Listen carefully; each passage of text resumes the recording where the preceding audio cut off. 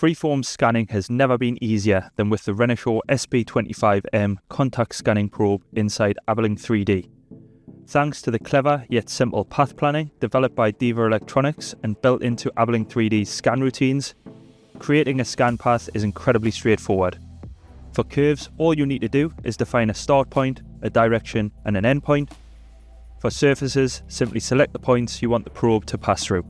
From there, the software takes care of everything. These routines are ideal for reverse engineering.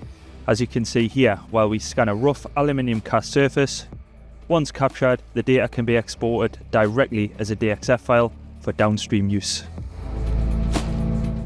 And when you already have a CAD model, Aberlink3D makes full surface comparisons easy.